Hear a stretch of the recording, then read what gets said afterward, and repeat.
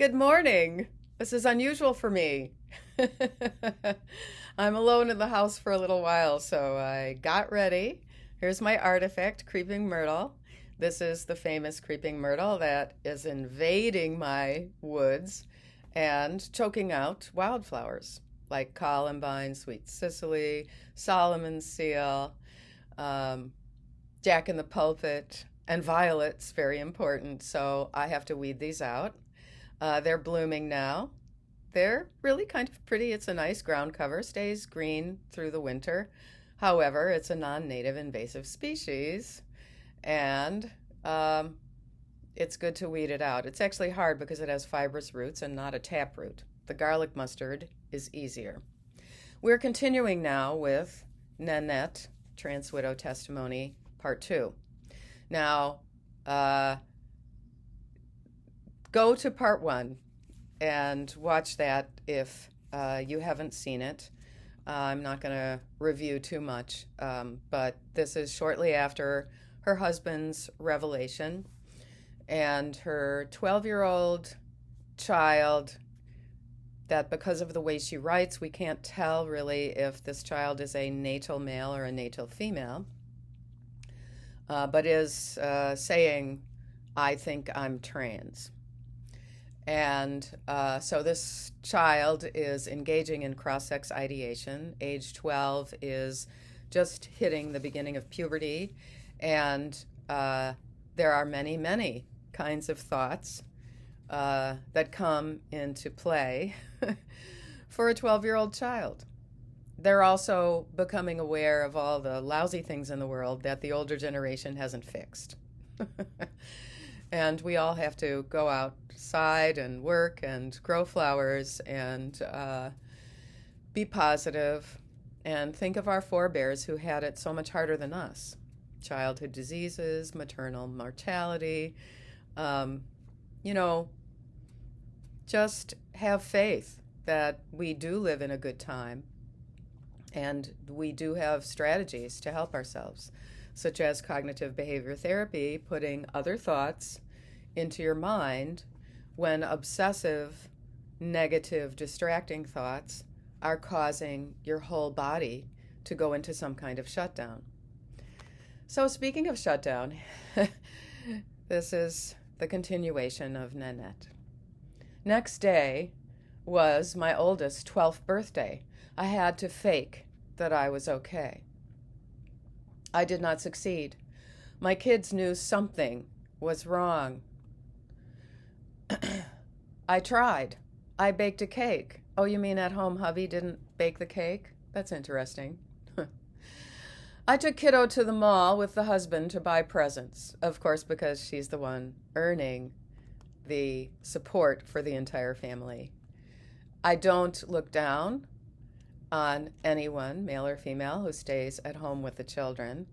However, men who stay at home with the children getting obsessed with watching things like pornography online and not baking the cake and so on for the child's 12th birthday do not earn my respect. Although, yeah, he just made a big announcement about himself, so maybe he's a little bit in crisis too. Oh, took kiddo to the mall with the husband to buy presents. We gave kiddo a budget and let him shop. I looked at the stores as we walked, and I wondered if husband was imagining himself wearing that bra or that top. At least she's using correct pronouns. I don't know if she's using correct pronouns for her 12-year-old, but at least she is for her husband. They've been married, I think, for 13 years or something. This is right now because he wants to get an appointment for the end of March. Yeah. Wondering if I was being judged as his clothing size would be smaller than mine. They do this. They claim that they're going to be a better woman than you. Just take a look at game show Dylan. I think that my ex thought the same thing too, because he was very critical of me, especially when I was postpartum. Jealous of me when I was pregnant, but didn't understand that it takes a year to lose the weight and get back to your glamorous old body. As his clothing size would be smaller than mine. I was not good. Each day since brought new challenges. I'm a doom scroller. I have panic disorder related to fear of the future. Okay. This is like a younger generation thing, I believe. Although people have been through bad things in history, probably have this fear too. Doesn't help to go through the internet finding stories of the bad things that are going to happen. You know, plant the flowers, weed the weeds, watch for the butterflies. I doom scroll for information. I took in too much. What hormones do to the body shape, the genitals, and how sex works. The stigma of living out trans. Now, I think that the stigma of living out trans is actually very low. But the dangers of it are actually very real. Those two are conflated to be discrimination and a made-up word called transphobia. Another panic attack. I am not a lesbian. I have no interest in boobs or vaginas other than my own. She goes back and forth between this kind of humorous, observations and reflections and the gloom and doom and crisis mode. So I think she's healthier than she believes. If you know her, if you know somebody like her, please reach out and give them the name of my channel and tell her I have wellness movement playlist. That's going to be, I'm going to do some more soon. It's almost warm enough for me to go out on the back deck. And I have a couple of new things. Be sure to look at the wellness playlist. Do. Okay. She says, I like penis and the closeness of physical connection to penetrative intercourse between bodies in love. I worked on saying that fast. It's true for women who are heterosexual, who have had, good lovemaking. I love the power of my masculine husband. I don't really, this masculine feminine thing, it's too easy to misinterpret. It's very stereotyped. If I stay, am I resigning myself to a sexless marriage to a person I can't identify? Uta's answer, yes. If I stay, how do we have sex? Uta's answer, you don't. If hormones decrease penis size, cause erectile dysfunction, lower libido, etc., am I committing myself to never having the type of sex I like ever again? Uta's answer, yes. She's obviously very quickly done her research. Her husband's idea of rapture, that's this problem. This idea that you're going to have female rapture. Let's not play the orgasm race, okay? Rather than playing the orgasm race, slow it down, don't make it a race, and have good foreplay. You'll notice I have a hard time saying all those words. I am my mother's daughter. Okay, back to Nanette. If I don't stay, how do I try to be okay with dating again at 49? When my dating self was a horrible mess before I met my husband. Okay, honey, you got to work on yourself. You got to stop this. You're a woman and, you have muscles and you can get them back in shape. You've probably been working too hard being the sole support of the family. Oh, before I met my husband, when I didn't have a saggy mom body with C-section scars and not really great boobs. Stop judging yourself on your breasts. Just stop it. No, please. We have kids. One is trans. No, no, there is no such thing as a trans kid. Honey, she needs me so bad. Somebody find her and send her to this channel. And send her to my WordPress blog, utahagengrasswidow.wordpress.com. She can contact me on the contact form. Yeah. I mean, she put this out there. She put it out for many, many anonymous people to read on subreddit for so-called support. It's called something like support for cis partners, women, support for partners, cis women of trans/cross-dressers. And the men are all lurking there, watching for their wives. I'm sorry to be laughing. This is really awful, but as someone told me, as a professional told me once, I deflect my pain and anger with humor, and as if that was wrong. And I said to her, well, I joined the tribe that has 5,000 years of history. Have you ever heard of Jewish humor? Do I lose my child because of my hurt feelings if I don't stay? This is a really complicated thing. I mean, she might have to cut her losses and save the younger one, who is a girl, a 9-year-old. How can I look at my very masculine-looking partner and accept him wearing a dress? Okay, so he's a very masculine-looking guy.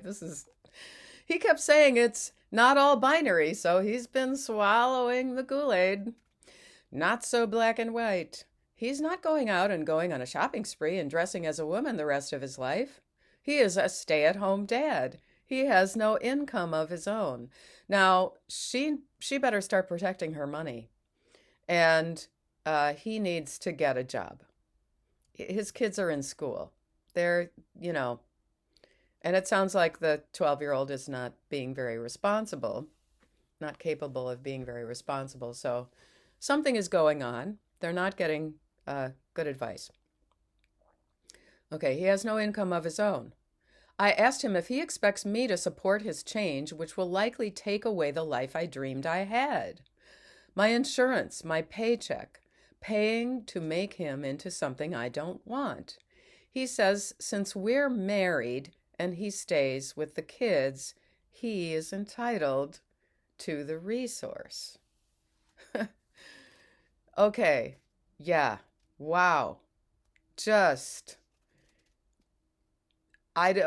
Entitlement, outrageous, overblown entitlement. I get it. But if it's a partnership, shouldn't I have a say in how the money is spent too? She needs to start putting money elsewhere and putting him on a budget. He needs to get a part-time job. It used to be, you used to have a job. That's what Ray Blanchard said. You had to have a job. You had to go to your work, dressed up. No. I finally asked the hardest question. What does he really want? How does he see this working?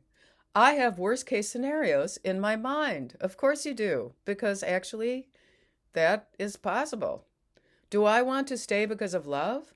Do I want to leave because of betrayal and presenting me with a contract under false pretenses the day we married? Yeah, you want to leave. Do I stay because I vowed to for better or worse? No, this is an exception. This is akin to him coming home drunk every day or something, or beating you up. Do I stay for the kids? Okay. Women have been staying for the kids in a bad marriage since forever.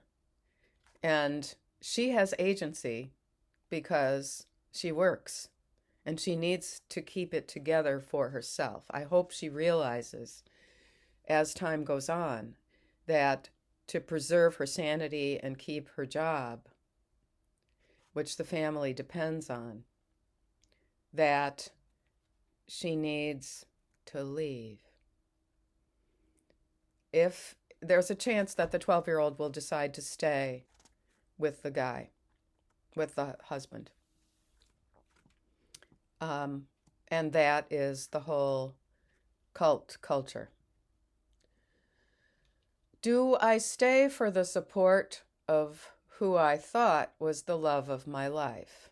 Yeah, she's seeing that all fall apart, evaporate, melt. And it just gets more confusing. Can I trust what he says anymore? No, you can't. You can't trust what he says anymore. He might be going out and having some kind of affairs. That's the part that, he's careful not to tell you. It sounds like he has a lot of free time on his hands. He says he wants to try the hormones for his mental health. He has been depressed all his life. Drugs have not worked. Therapy hasn't worked. He says his desire to be more feminine has been there forever. And there is evidence that feminization therapy can help those whom other treatments have not. Now, there isn't evidence. The detransitioners will tell us that what you have from before, the traumas from the crises you have lived through before, stay with you. And taking on a new opposite sex persona does not heal that. It is placebo effect. I'm going to leave it here. We will have part 3 very soon. Be well always in mind and body. We're almost up to 700 subscribers. Please like and comment with helpful thoughts. Get outside.